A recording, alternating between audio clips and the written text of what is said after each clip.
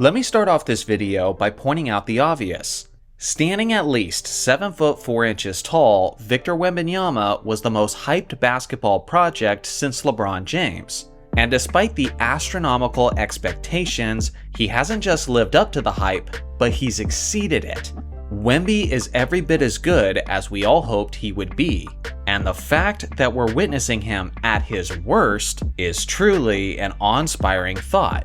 With that being said, there's a lot of interesting topics of contention about his debut season, especially now that it's come to a close. Is Wemby the greatest rookie in NBA history? Does he deserve to be the Defensive Player of the Year? Should he even be considered for awards, considering his team's abysmal record? All of these are valid questions, and in this video, I'll do my best to answer those. First off, let's look at Wemby's season as a whole.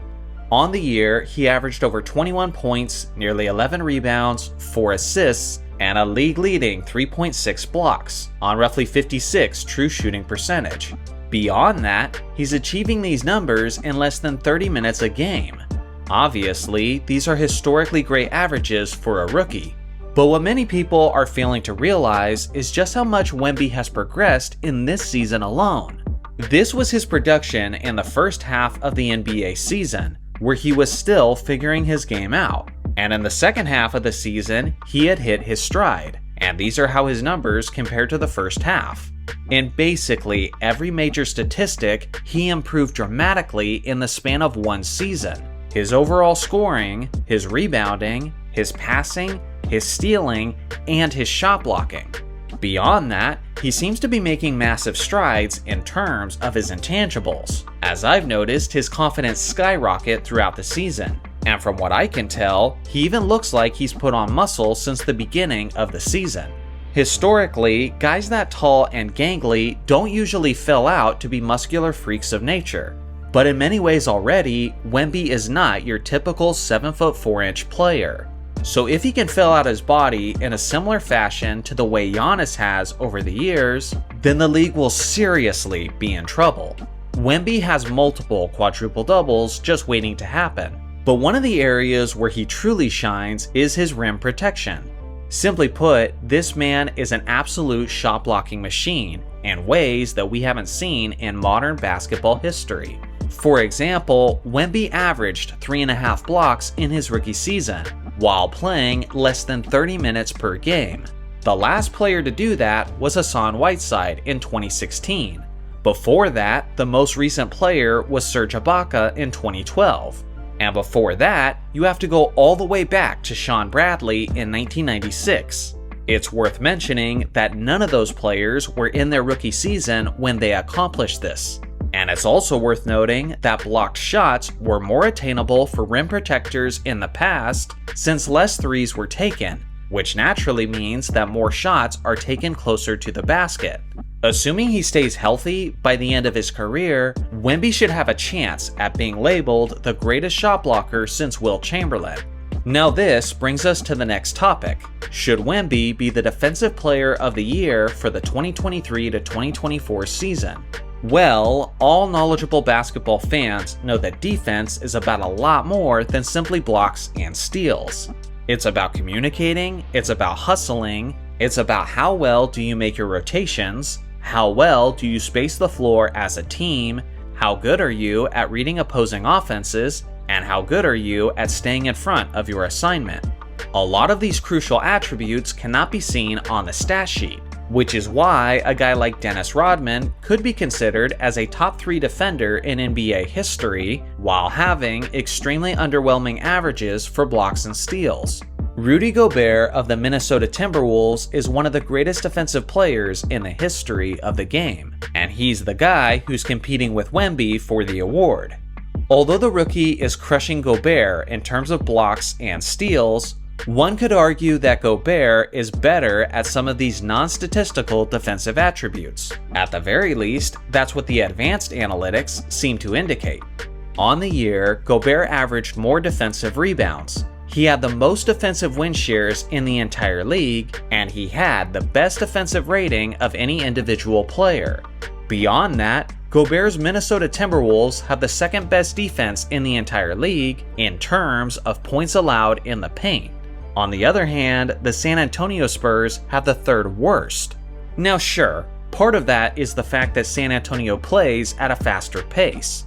But even if adjusted for that, there's still a significant gap.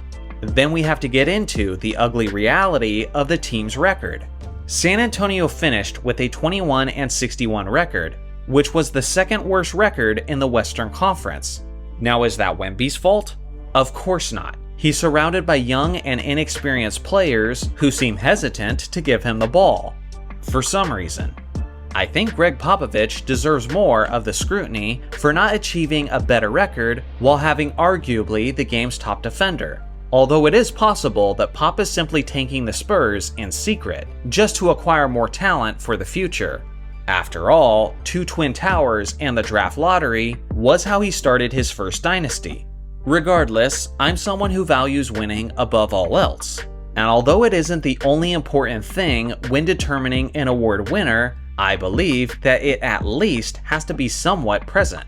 In the history of the NBA, only one player ever won the DPOY while having a losing record, and that was Alvin Robertson in 1986, whose San Antonio Spurs only won 35 games. It's worth mentioning that Robertson set the NBA record that year for the highest steals per game average of all time, at 3.7. Wembanyama's Spurs are 13 losses worse than the most losing defensive player of the year of all time. I gotta be real with you guys. I'm not big on participation trophies. I'm not big on celebrating losses. As Kobe Bryant once said in the 2008 Finals press conference, second place is just the first loser.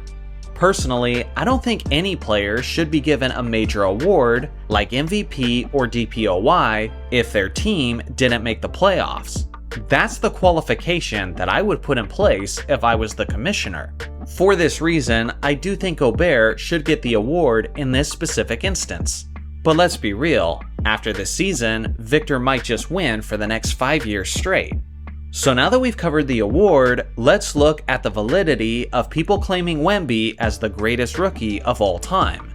Well, less than a year ago, I made a top 10 list of the greatest rookie seasons in NBA history, and the top 2 were Wilt Chamberlain and Kareem Abdul-Jabbar, who at the time was Lou Alcindor. Now let's look at Kareem. At 22 years old, Kareem was drafted to a Milwaukee Bucks team who had only won 27 games in the previous season. The captain was already equipped with his iconic skyhook, which he utilized from an early age. With that skyhook in his arsenal, he was immediately one of the best scorers in the game, and in his debut season, he averaged nearly 29 points, 14.5 rebounds, and 4 assists on 52% shooting. Blocks and steals were not yet tracked at that point in history, but based on his seasonal averages after 1973, I think it's pretty safe to assume that he was among the leaders in blocks as well.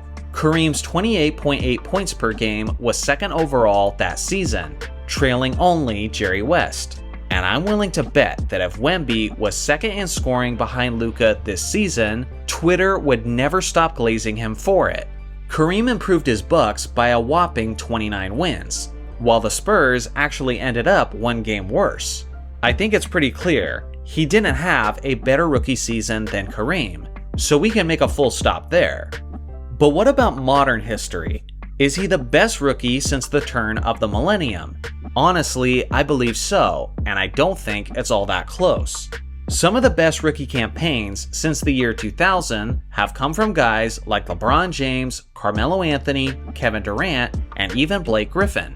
But none of those guys were the terrifying two-way force that Wemby currently is, and none of those players were close to his minutes, which means that Victor was doing far more in less time. It's funny to see the irony in these comparisons, because now even LeBron fans are using the argument of a harder era and less inflated statistics. If you're a basketball fan and you live long enough, you'll witness history repeat itself many times.